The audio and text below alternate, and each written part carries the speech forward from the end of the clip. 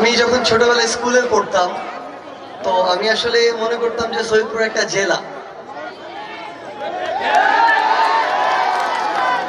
আমি অল্প কিছুদিন আগে আমার বিশ্ববিদ্যালয় লাইফে এসে মনে হয় এটা আমার ক্লিয়ার একটা আইডিয়া হয়েছে যে সৈয়দপুর জেলা না, সৈয়দপুর একটা উপজেলা।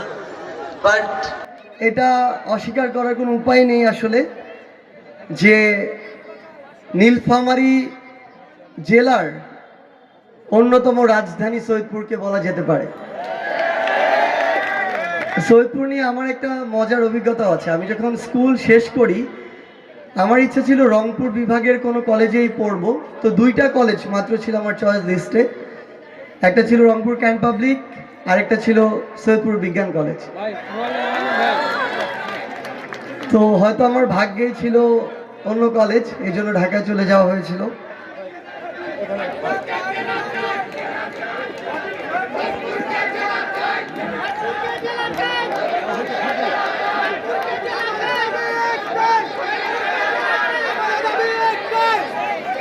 আমার যে জিনিসটা মনে হচ্ছে আসলে আপনাদের ভিতরে সৈয়দপুরকে জেলা হিসেবে দেখার যে স্পিরিট, এই স্পিরিটটা যদি আমরা ইউনাইটেড ভাবে দেখাতে পারি তাহলে আগামীর বাংলাদেশে এরকম যদি নতুন এক দুইটা জেলা হয় তাহলে অবশ্যই আমার মনে হয় যে সৈয়দপুরের মধ্যে একটা হবে।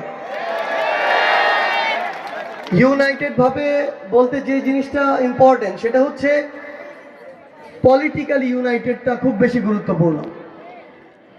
আমাদের ভিতরে বিভিন্ন রাজনৈতিক মত পার্থক্য থাকতে পারে, থাকাটা একদমই স্বাভাবিক এবং এটাই এই বৈচিত্র্যটাই সৌন্দর্য।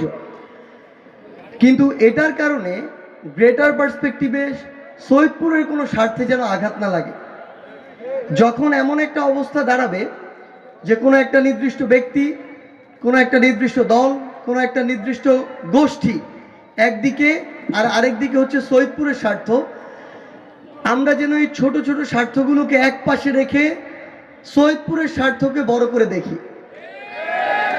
আমরা যদি এই কাজটা করতে পারি তাহলে অলরেডি এই পুরো রংপুর বিভাগে সৈয়দপুর নামটা যেমন একটা সিগনিফিকেন্স ক্রিয়েট করে, আমরা বিশ্বাস করি আগামীর বাংলাদেশে এটা করবে।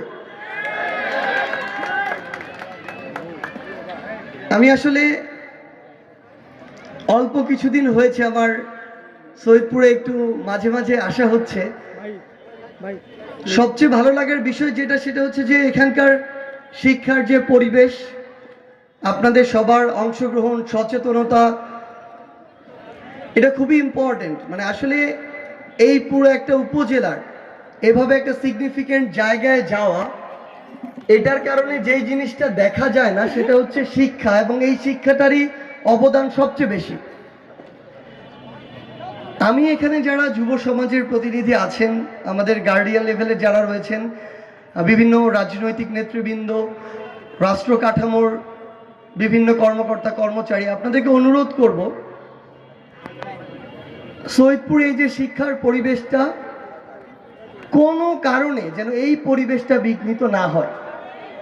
যে কেউ, সে যেই ব্যক্তি হোক না কেন, যদি এমন কোনো কিছু এই সৈয়দপুরে, সেটা বিভিন্নভাবে হতে পারে, হতে পারে কোনো অপসংস্কৃতির মাধ্যমে, হতে পারে মাদকের মাধ্যমে, হতে পারে অন্যান্য এমন কোনো কালচার যেগুলো প্রত্যাশিত নয়, এগুলোর মাধ্যমে যদি এই শিক্ষার পরিবেশকে নষ্ট করার বিন্দুমাত্র অপপ্রয়াস দেখায়, আপনারা ঐক্যবদ্ধভাবে তাদেরকে প্রতিহত করবেন।